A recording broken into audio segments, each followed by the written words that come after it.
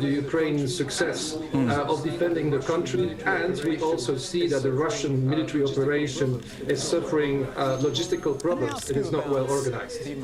Can I ask you about the involvement of other European countries, particularly Germany, and it's sort of, can I call it a change of heart, or the way it's changed how much it is going to involve itself and supply in this battle? Sitting here in Brussels, I can tell you how formidable times we are witnessing. The European Union has often been blamed for being slow, divided, bureaucratic actor. What we see happening today is completely the opposite. We see the EU rising to the challenge, being united. The developments in Germany are indeed formidable too. What we are seeing today is a recalibration, a 360 turn of German foreign policy towards Russia. Yesterday the German government announced, for instance, also an increase in defense expenditures. The United States has insisted for decades for Germany to increase its defense budget, and Germany always ignored these demands. Russia has just achieved that in only 3 days. Well, you're saying there's been an increase in speed and urgency from the European Union and from your countries. That's certainly true, but I'm still always interested in about how all this aid, how all this support gets into the hands of the Ukrainians in their fight. Is that a quick process? Well, we see that things are getting organized quite quickly. Obviously, delivering the aid through air is no longer an option. I mean, this is just, not safe enough. But we see that all along the border with Ukraine, the Polish border especially, centers have been set up, logistical hubs have been set up where Western aid arrives and where Ukrainian armed forces can basically pick up all the goods, the military equipment, but also the humanitarian aid that Europe is delivering. So far we see that things are getting to the Ukrainian armed forces in a relatively quick and efficient way. The European Union is getting highly organized to deliver the aid. Bruno Letta, so interesting talking to you. Really thank you for that clarity you've brought us. Talk to you again sometime. Thank you. A bit of business news related to the war. The British oil giant BP is to offload its $14 billion stake in the Russian oil company Rosneft because of the crisis. The move marks the end of one of the West's largest investments in Russia. BP's position in Rosneft accounts for around half its oil and gas reserves. Removing its stake of nearly 20% will result in charges of about $25 billion. BP's current and former chief executives have all resigned from the board of the Russian company. And then there's the Russian currency, which has dropped more than 30% against the dollar in early trading on Monday. The record low follows a new round of Western sanctions, including some Russian banks being blocked from the SWIFT international payment system. Russia's central bank is preventing brokers from letting foreigners sell securities as it seeks to contain the fallout. And its key interest rate has risen. It's now at 20%. More on all of this with Bernard Smith in Moscow. When the West talked about economic sanctions, I think there was some criticism that, well, really, what will that do? I guess this is the effect we're seeing.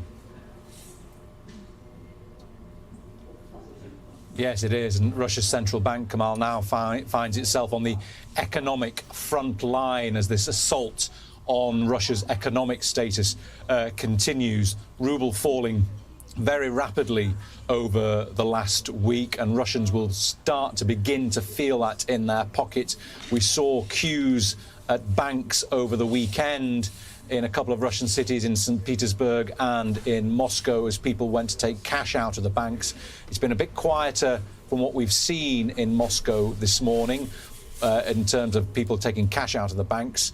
But the stock exchange remains closed, and the Russian central bank chairwoman, she'll be having a briefing at 1300 hours GMT. But the Kremlin has already commented in the last hour or so. It says it's been systematically preparing for these possible sanctions. Putin himself, the Kremlin says, is indifferent to the sanctions imposed upon him, but the Kremlin accepts that the situation in the economy has changed, and so Vladimir Putin is going to speak with the government and the central bank later, Kamal. OK. And just a quick word, if you wouldn't mind, Bernard, on the BP story. I mean, it's a hugely symbolic thing for a massive company like that to be pulling out of Russia. What sort of effect will that have?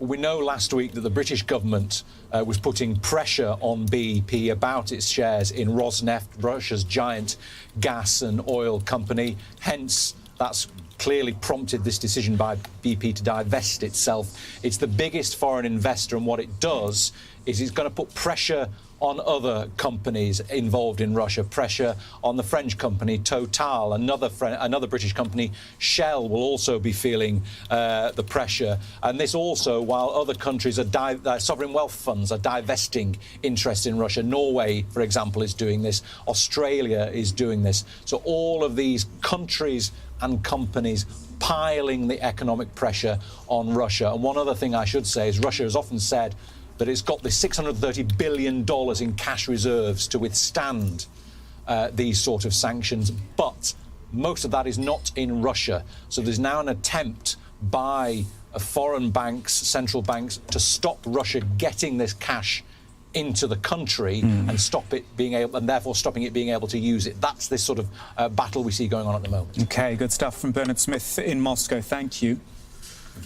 We heard from Sergei Guriev a little bit earlier, an economist, professor of economy at the University of Sciences Po in France. He says the decision to hit Russia's key financial institution came as a surprise to everybody. I would not expect that the West, the EU, the US and G7 would introduce sanctions against the Russian central bank and central bank's reserves. That is the major pillar, major defense tower of Russian macroeconomic framework, and the fact that Russian central bank has its reserves frozen suggests that ruble is not as well defended as it was. And make no mistake, Russian ruble is based on two things. One is capital flows and the other one is oil price, and oil price is back to 2014 levels, yet ruble dropped today. Now, the central bank is taking a lot of measures. At 4 p.m. Moscow time, the central bank president will speak. We'll see what she has to say. But right now, the measures are actually helping to bring market back to its senses. But overall, the fact that half or actually 60% of the central bank's reserves are already frozen, and it's very likely that the central bank will not be able to use the other half, the gold and the renminbi, the yuan, the Chinese currency called. So that I think is going to be quite a challenge for the currency market. So the central bank is already introducing not just market interventions but also non-market interventions. It actually bans Russian brokers to implement the demands from foreign clients to sell Russian assets. But we'll see what happens. It's an uncharted territory. That's never happened in Russia. That's never happened to a country which has more than $600 billion in currency reserves. That's almost half of Russian GDP. It's a huge amount, and the fact that this amount was frozen, was actually cancelled, annulled by the Western governments, unnerves everybody. And in another move, the European Union has closed its airspace to all Russian aircraft, including private jets. More than a dozen countries in the EU have banned airlines like Aeroflot since Ukraine was invaded. In retaliation, Russia has banned flights from several European countries. Now, just a quick look at Flight Radar 24, just to give you an idea. See all the planes over Western Europe through Germany, Hungary, Romania. But as we come further east, there is basically every airline, every plane giving Ukraine a very wide berth, and even further up into Belarus and parts of Russia is there. There is basically a giant aviation black hole over that area now. No planes wanting to go through there. We spoke to John Strickland, who's an independent air transport consultant, and says the restrictions will force Russian airlines to fly for longer periods. We saw, first of all, the UK close airspace to Russian aircraft on Monday, and it was pretty well inevitable that was going to extend to other states within the EU and indeed other parts of Europe. Of course, what has also happened is there's been retaliation by the Russians each time a Western European country's closed airspace to Russian airlines. There's been the same response by Russian authorities to the use of their airspace by European carriers. The main operator overseas from Russia is Aeroflot, serving a number of European destinations. And as these bans came into place, their options for movement around Europe reduced. It is pretty well zero right now. So while initially they may have been able to follow longer circuitous routings on some destinations if they weren't outright banned, looking at it the other way around, which I think is more significant, European airlines who are also banned because of reciprocal closure of Russian airspace to those countries that have banned Russian carriers have the impact of not simply flying into Russia, but the really significant point is that Russian airspace being closed prohibits the use of Russian overflight for many services between Europe and Asia. Now, the large numbers of these flights normally operating, particularly to markets like China and to Japan, for example, ordinarily that would be a significant commercial hit to those Western European airlines. It's significantly less so at the moment, very simply that because since the coronavirus pandemic, which of course is ongoing, large parts of Asia have remained closed, not least China. China is completely closed still to commercial air traffic for passengers. So that volume of passenger traffic is simply not there, and therefore there isn't the hit on airline revenues. Sport is coming up on this news hour as FIFA imposes sanctions on Russia, but many international football federations want more action taken. We'll speak to the Polish FA in just a moment.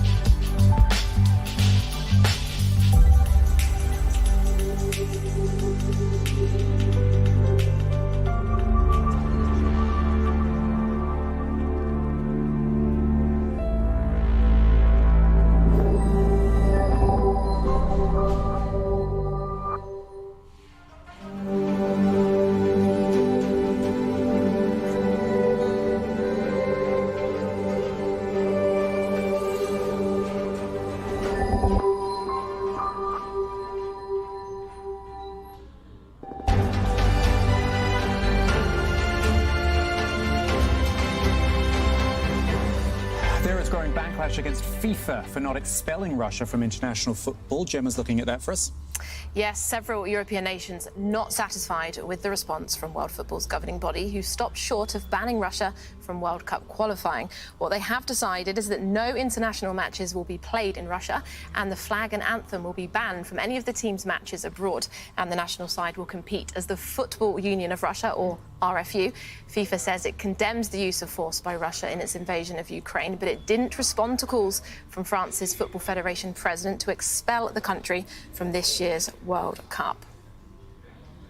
Poland had already refused to play Russia in their World Cup playoff in Moscow next month. We're now joined by Jakub Kwiatkowski from the Polish Football Association. Jakub, then, do these FIFA sanctions go far enough? Definitely not.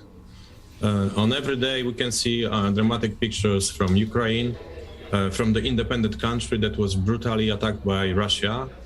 And when you see such pictures, when innocent people and civilians lost their lives, we don't see any possibility to play with any team from Russia, regardless of the name of the team consisting the Russian players and the place of the match. Of course, for us it wasn't an easy decision, but the only one we could make, because there are more important things in life than football. And are all the players from your national side fully on board with this decision that you've made? Of course, our decision was agreed with the players, including Robert Lewandowski. So all the players accepted this decision, and for them, this is the only one decision we could make. So you said these FIFA sanctions don't go far enough, and the president of the Polish Football Association was very outspoken about that subject as well. So what do you at the Polish Football Association want FIFA to do? FIFA has a special document which is called Human Rights Policy. We want that FIFA will show that this document is more than just words on paper, and now is the time to put it into practice by excluding the Russian Football Association from the qualifiers to World Cup. And we expressed this position to FIFA in our letter that was sent yesterday. And in addition, we sent a statement to all the federations in Europe and to UEFA. And in this letter, we called up for solidarity and support to our position. And are there any circumstances whatsoever that Poland would be willing to play in this World Cup playoff against Russia? We can't pretend that nothing is happening. Ukraine, as an independent country, was attacked by Russia. Every day we can see at our border hundreds of thousands of refugees who wants to enter Poland to be safe, to protect their families. One of our players, Tomasz Kędziora, used to be a player of Dynamo Kiev. He was in Kiev for 4 days since the invasion started. He witnessed the bombs, he witnessed the fights, he was really scared. Our goalkeeper's wife, Wojciech Szczęsny's wife, she is Ukrainian, his sons. Sorry, I'm going to have to interrupt that interview with the Polish FA. We're getting the first pictures coming through from the Russian-Ukraine talks in Belarus. The Belarusians are praying for that. Every of your requests and proposals will be accepted as to the working agenda of this meeting. Thank you.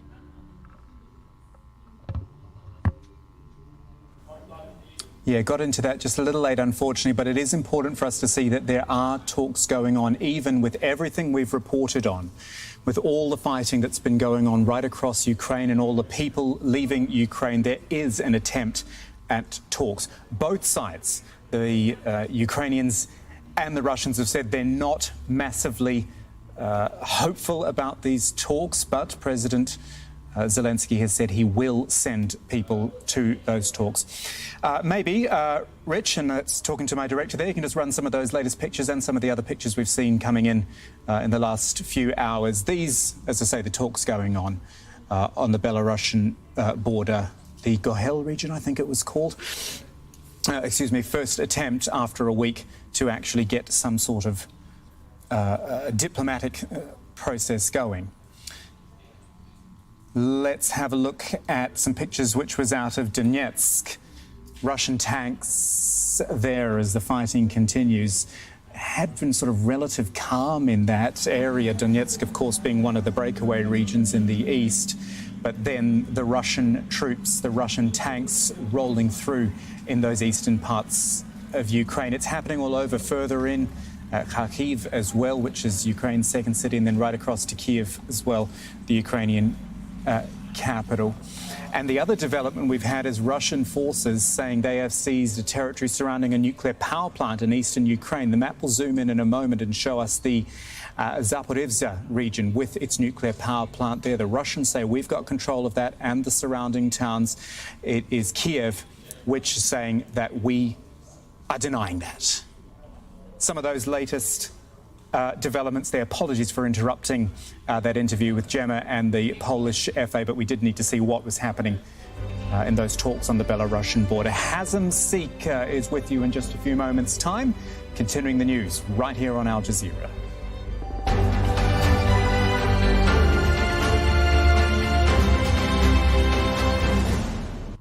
My Nigeria is my earth. My Nigeria is my material, my jokes, my fans. Has built his brand to that point where he doesn't even need to talk. The opportunity is just there, just for you to just see it and grab it. I am Nigerian. I own it actually. It's mine, all mine.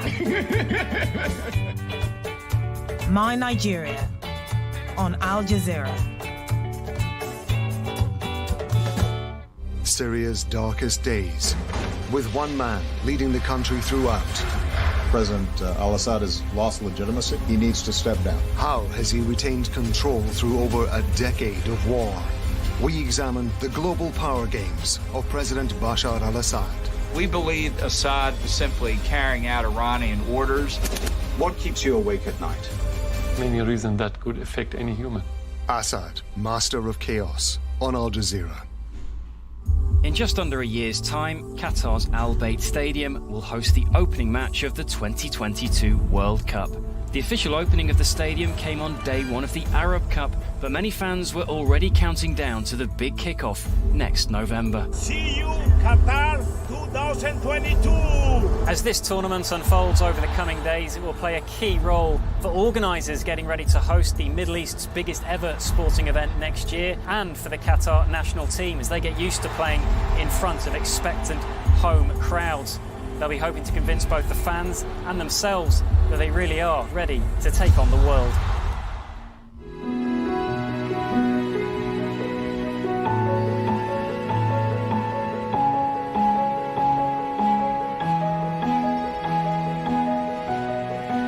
Al Jazeera, wherever you are.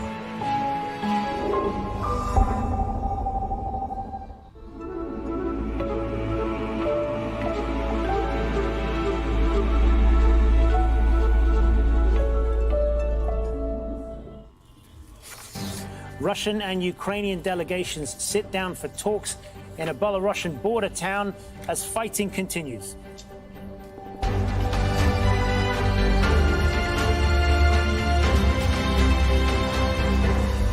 Hello, I'm Hazem Sika. This is Al Jazeera live from Doha. Also coming up, Russia says its troops have taken areas around a nuclear power plant in eastern Ukraine, with fighting in many cities. The UN says nearly 500,000 Ukrainians have left their homes since the start of the conflict. We'll have a report from the border with Poland. Russia's currency takes a hit, the ruble dropping more than 30% against the dollar in trading.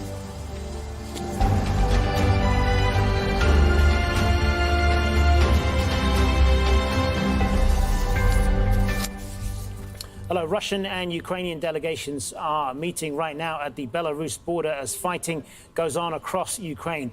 In one of the latest advances, Russia says its forces have seized territory surrounding a nuclear power plant in eastern Ukraine. It says the towns of Berdyansk and Enerhodar in the Zaporizhia region, as well as its nuclear power plant, are under its control. Kiev denies this.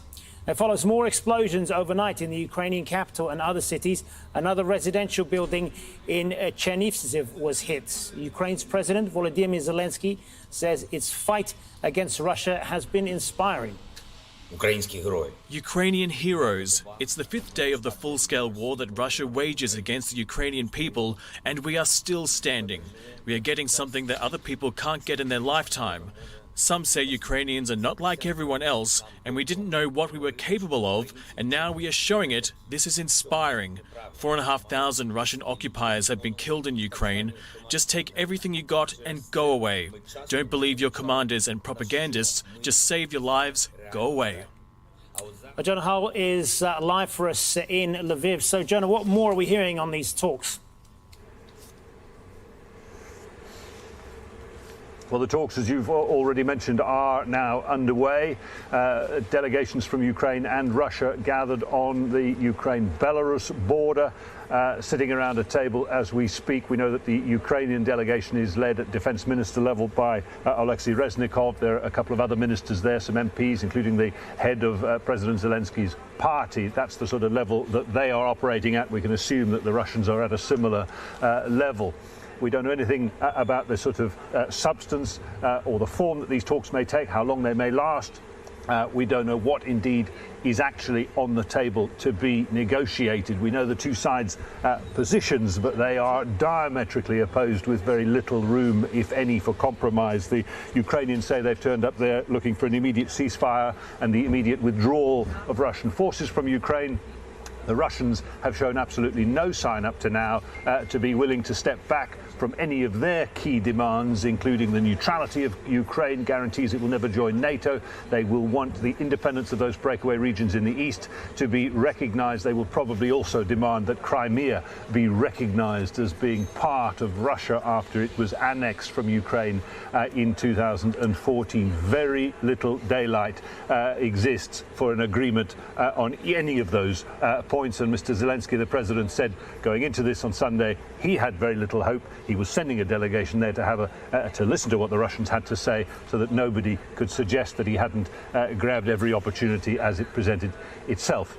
And rather ominously hovering over these talks, news of a referendum hastily conducted in Belarus itself, the results of which approved the lifting of its non-nuclear status. That potentially paves the way for Russian nuclear weapons to be moved onto Belarusian soil, and suggestions from US sources that Alexander Lukashenko, the president of Belarus, may be preparing imminently, perhaps as soon as Monday, to throw his lot in with the Russians to contribute his forces to the fight on the Russian side, perhaps if, and perhaps as expected, these talks produce no goods.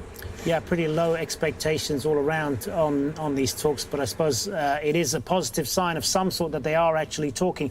But on the conflict itself, Jonah, what more are we hearing on that, particularly in and around the capital, Kiev?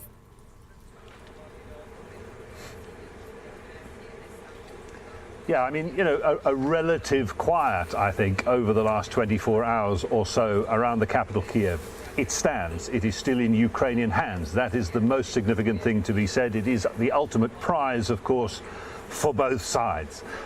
Who holds Kiev, the capital, holds the outcome of the war. Well, President Zelensky is absolutely still there. There is evidence of a growing ring of steel, a Russian encirclement of the capital. There is still access to the south, in and out, but evidence from satellite imagery suggests that a 3.25 mile long column of Russian logistics, supplies, support, equipment, artillery heading up from the south, potentially to plug that gap and reinforce that encirclement of the capital. The citizens of Kiev were in a curfew throughout the entirety of the weekend. They emerged on Monday to air raid sirens, but as yet no outright bombardment of the capital has taken place. Jonah Hall, live for us there in Lviv. Thanks, Jonah. Now, Russia says its forces are fighting relentlessly, the Defense Ministry appealing to civilians to leave the capital, Kiev. Ukrainian authorities declared martial law, urging civilians to remain at their homes. It confirms they are keen on using them as human shields. There are rumors that Russian reconnaissance and sabotage teams are working in Kiev. In fact, the nationalist gangs and marauders are attacking Kiev because they were given weapons by the Ukrainian authorities. We are appealing to Kiev's population to leave the city on a certain road that we can guarantee safe passage. I want to reiterate that Russian troops are only hitting military targets. Charles Strafford is in Dnipro for us. He explains what's behind the latest claims by Russian forces. With respect to this news of a nuclear plant being taken control of by Russian forces, that is in the town of Energodar in Zaporizhia region. Now, the Ukrainians have said that that is false. They're saying that they are still in control of this nuclear plant. That plant is on the south side of the Dnieper River, south from where we are here. We were in Zaporizhia over the last couple of days, and certainly the Ukrainian military then telling us that they believe that the Russians were as close as 35 kilometers away from the south of Zaporizhia. We understand that there has been no shelling in the city so far. Also, the claim by the Russian Ministry of Defense, as quoted in the by Interfax, that the naval town of Berdansk is now under Russian control. Again, we cannot independently confirm that, but all evidence would suggest that that would not be unfeasible. We were in Berdansk 2 or 3 days ago. The naval base there had emptied out. All Navy personnel had run away after, so we were told by our sources, getting threatened by the Russian Navy that they were going to bomb the port. And interestingly, the further west we headed from Berdansk, we got wind of a Russian tank convoy that was moving towards us from the city of Melitopol. Melitopol is in Russian hands. Berdansk is significant because it is getting incredibly close now to the very important and large port city with a naval base of Mariupol. Now, I've spoken to somebody inside Mariupol today, a journalist that we know is still there. He indeed is getting reports that that tank column is moving closer to the western section of the city. He reported heavy shelling and heavy machine gun fire this morning in the city. Now, it's the first time that he's heard heavy machine gun fire in the city. We were in Mariupol up until a couple of days ago. There was no fighting inside the city then, but there was a lot of shelling in the east. He says that that shelling has continued to the east of Mariupol as well. So huge concerns there for the hundreds of thousands of people inside Mariupol. The United Nations estimates that more than 500,000 people have had to flee from their homes in Ukraine. The UN Human Rights Council is holding a debate on Russia's military invasion. UN leaders calling for a return to diplomacy. The escalation of military operations by the Russian Federation in Ukraine is leading to escalating human rights violations. We know the inevitable result of war: civilian casualties, women, children and men forced from their homes, hunger, poverty and huge economic disruption. Conflict is the utter negation of human rights across the board. Freedom of expression is under attack, with reports of journalists and activists arrested. I have consistently called for the end of the offensive and the return to the paths of dialogue and diplomacy. Meanwhile, our human rights monitoring mission in Ukraine is continuing its work, and our humanitarian agencies will step up their operations. We must show all people in Ukraine that we stand by them in their time of need. Well, let's cross over to Russia now. Bernard Smith is live for us in Moscow. So, Bernard, just first off, what are Russia's expectations out of these talks? Well, we understand that the talks are taking place without preconditions. The fact that they have, both sides have agreed to talk should be read, I think, by outsiders as something positive in all of this.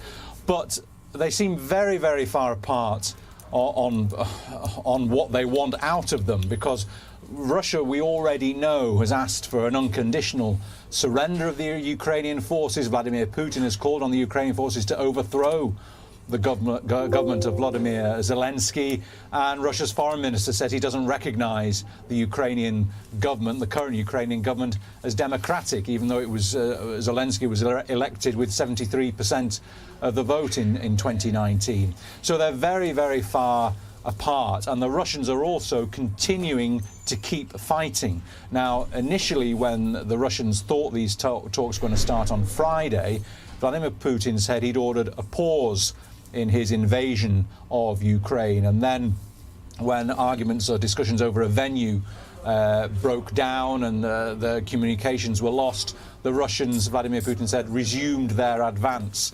Now, it seems that Russia is continuing fighting now while these talks are taking place. So both sides very, very far apart, and hard to see how they can come to an agreement on a ceasefire. And Bernard, we were just reporting earlier about how much the ruble has collapsed there. What impact is that having in Russia now, the longer that goes on as well?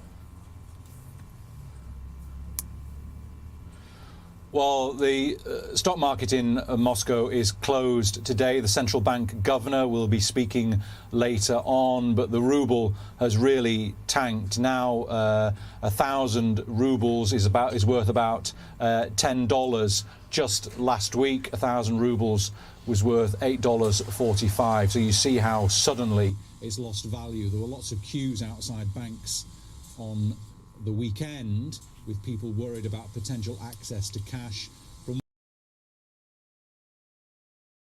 there seems nothing untoward outside the banks today, but there was concerns yesterday, and it really puts Russia's central bank really on the economic front line as these all these sanctions are launched against it.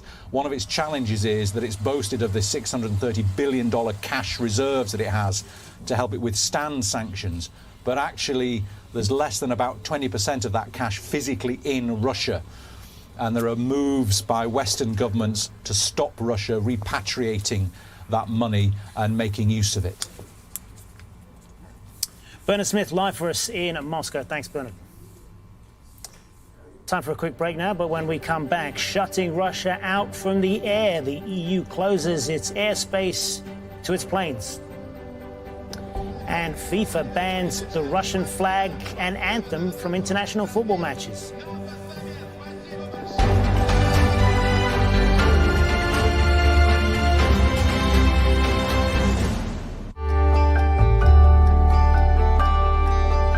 Look forward to brighter skies. The weather, sponsored by Qatar Airways.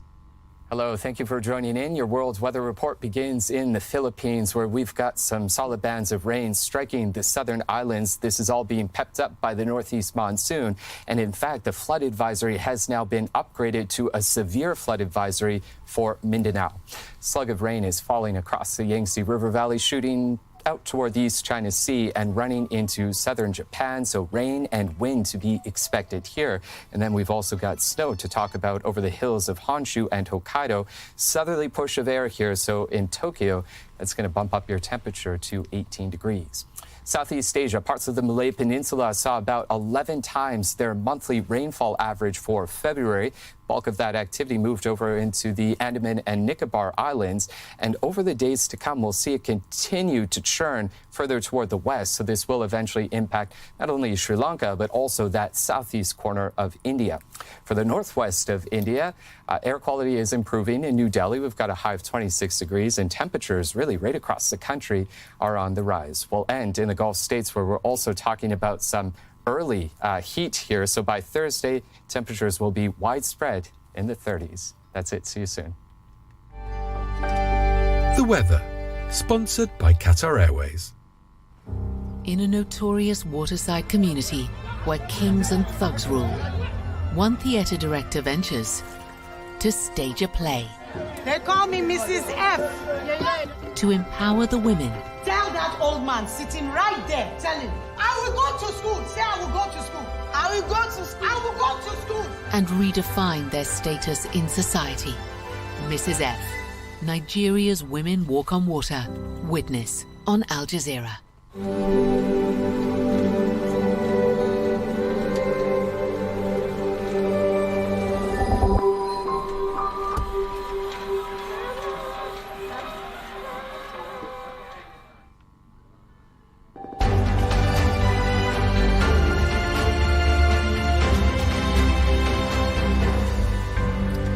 Again, you're watching Al Jazeera. A reminder of our top stories. Talks are underway at the border with Belarus between a Ukrainian and Russian delegation.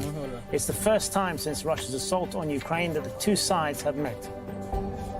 Russia says its forces have seized territory surrounding a nuclear plant in eastern Ukraine. It says the towns of Berdyansk and Enerhodar in the Zaporizhia region and its nuclear power plant are under its control. Kiev denies this.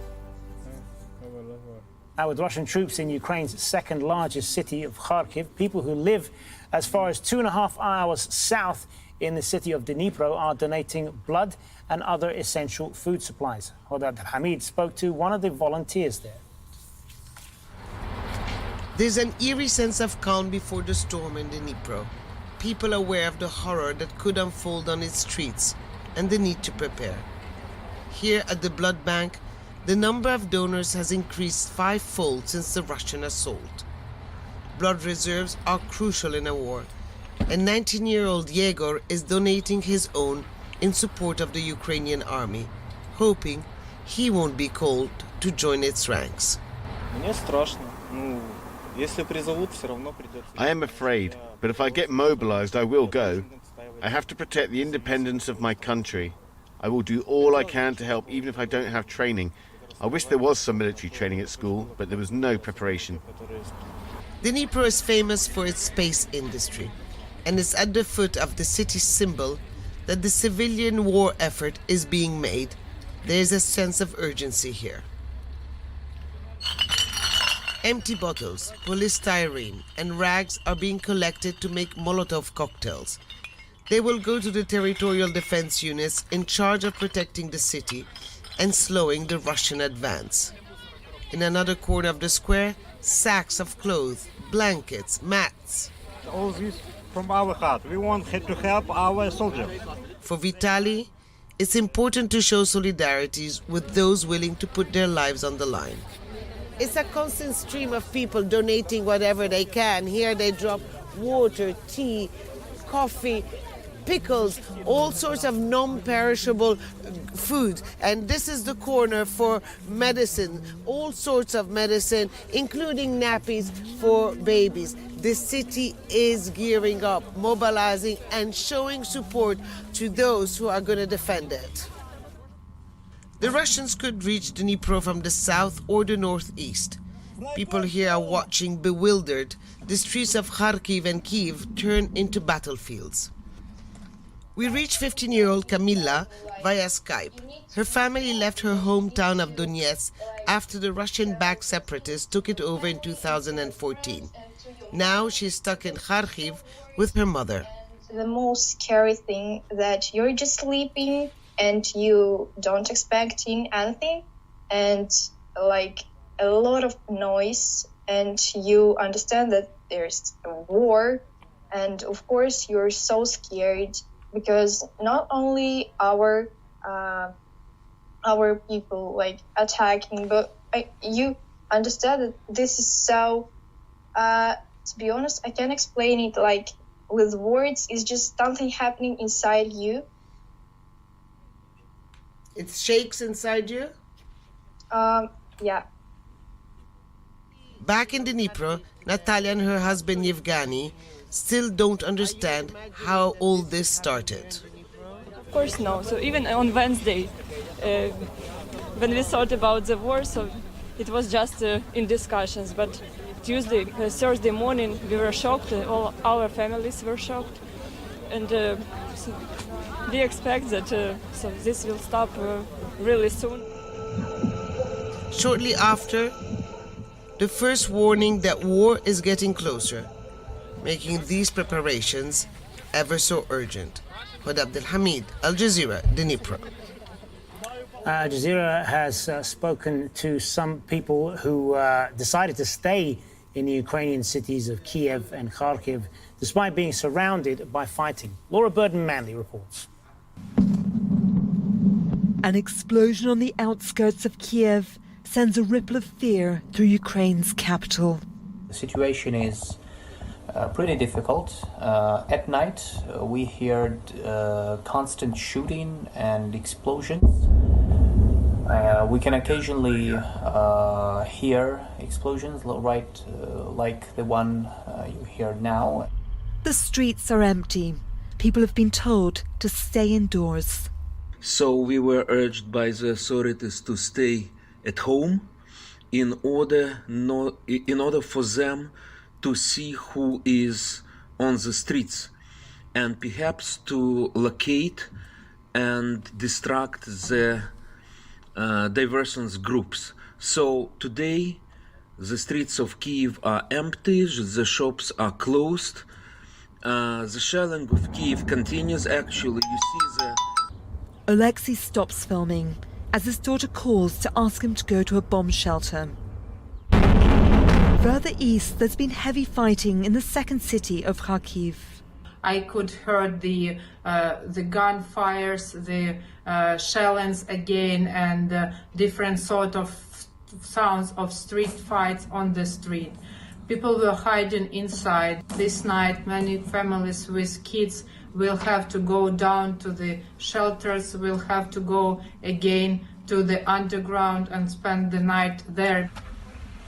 The sounds of play and laughter would usually fill this nursery. Now, an unexploded grad rocket juts from the playground.